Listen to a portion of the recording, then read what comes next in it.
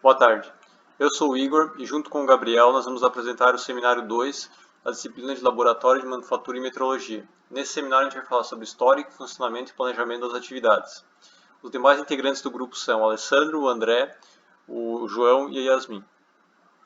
O nosso sistema é Air Fryer e o subsistema específico que a gente vai estudar é a cesta no qual o alimento é colocado e que pode ser retirado do produto. Então, aqui uma visão geral do seminário, dos temas que a gente vai falar hoje. Então, começando pela motivação. A Air Fryer é um produto amplamente utilizado devido principalmente à praticidade de preparo do alimento, assim como à limpeza. E também tem o potencial para produzir comidas saudáveis por conta da não utilização de gorduras. Além disso, ela envolve vários conceitos de engenharia que a equipe tem interesse em estudar. Um deles, então, a mecânica dos fluidos, né, do escoamento de ar promovido pelo ventilador. Além disso, tem a transferência de calor, com duas formas principais, né, convecção e radiação, e vários processos de fabricação envolvidos, os quais a gente vai estudar em mais detalhes nos próximos seminários. Então, começando pelo histórico e patentes, o primeiro forno convectivo, os primeiros fornos convectivos, na verdade, surgem em 1945, e eles utilizam então ventiladores para promover o aquecimento, a convecção forçada. Por conta disso, então, tem uma redução no consumo de energia, se comparado com os fogões convencionais que utilizam apenas a convecção natural. Já na década de 80, né, até 2000, surgem então os primeiros conceitos de air fryer, mas ainda não tinha nada comercial, né? Só que todos eles então tentavam aumentar o coeficiente convectivo entre o alimento e o ar para promover um aquecimento mais rápido do alimento. Então, em 2006, surge a primeira patente de air fryer, né, do produto como a gente conhece hoje, e o seu criador, então, ele conseguiu obter um fluxo de calor similar ao da fritura ou assamento de alimentos. Por conta disso, ele conseguiu então uma parceria com a Philips, que passou a produzir esse produto então em 2010. Chegou então aqui no Brasil em 2011 por cerca de R$ 1.100, ou seja, cerca de 2 salários mínimos na época. No entanto, esse produto então vem se popularizando cada vez mais e o custo dele vem baixando muito. Então aqui a gente vai falar sobre o funcionamento da Air Fryer. No canto inferior direito, a gente posicionou uma animação ilustrando o funcionamento dela. Então, ali é mostrado as duas formas principais de aquecimento do alimento. Uma delas, a radiação promovida pela resistência na parte superior da Air Fryer, e a outra, a convecção forçada, promovida pelo ventilador. A carcaça interna e a cesta promovem, em conjunto, distribuem o ar que desce então pelas laterais da cesta e entra pela parte ou lateral ou inferior, ou as duas, dependendo da geometria da cesta. Em relação à segurança, por conta do aquecimento do ar, há um aumento de pressão dentro do air fryer, que então exige a retirada de uma parcela do ar. Esse ar é retirado então por um sistema de exaustão, mas antes de ser liberado para o ambiente, ele passa por um filtro. Agora vamos mostrar como é que foi realizada a desmontagem consciente pela equipe, né? Então a equipe adquiriu um air fryer, a gente vai estudar o subsistema, o sistema que é responsável por alocar a comida, né? Que constam as vistas desse sistema, né? E a gente separou esse sistema em dois conjuntos, né? Um conjunto formado pelas peças 1 e 2, que seriam a cesta do alimento, e a alça dessa cesta, e das peças do conjunto 2, né? Formado pelas peças 3 e 4, que seria a cuba, onde vai ser armazenada a gordura e que vai delimitar o escoamento de ar, e a peça 4, que vai fazer a interface entre, vai fazer a proteção, né, entre o interior do air fryer e o usuário. Que consta as vistas do conjunto 1.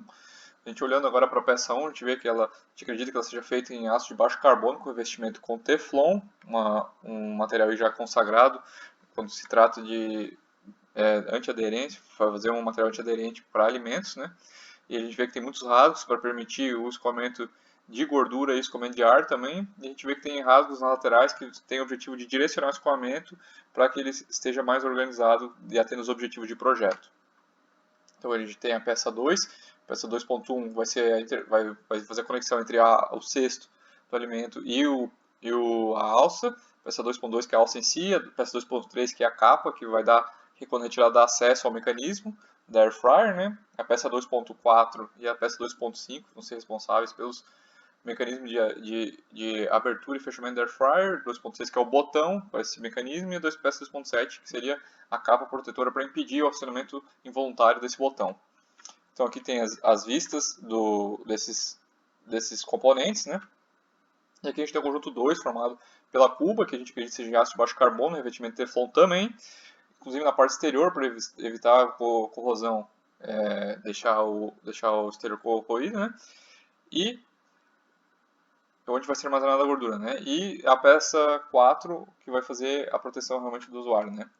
Falando nisso, essa peça 4 a gente pode dividir em mais 3 peças, né? Quando sendo a peça 4.2, ela bem volumosa e bem oca, né? Então ela vai usar pouco material para ter um grande volume de ar interno, e isso a gente acredita que seja o objetivo de realmente fazer um isolamento térmico, levando em conta que o ar tem uma péssima condutividade, né? Além disso, a gente tem a peça 4.1, que vai dar aquele acabamento.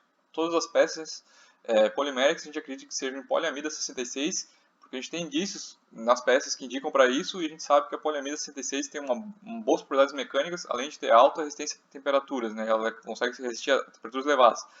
Isso aliado ao fato da Air Fryer ter em seu interior temperaturas que chegam a 200 graus, indica para a gente que é realmente um polímero que pode ser muito bem aplicado nessa situação.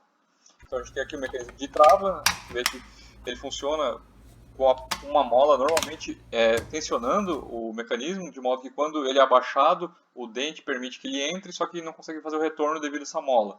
Para a gente conseguir ter o retorno, a gente tem que apertar no botão, fazer uma força superior à força da mola, o usuário, né? Então isso vai abaixar o dente e a gente consegue retirar a alça da Air Fryer, né? Aqui tem uma vista explodida, né, com todos os componentes que a gente mencionou, e é um mapa do nosso produto, né?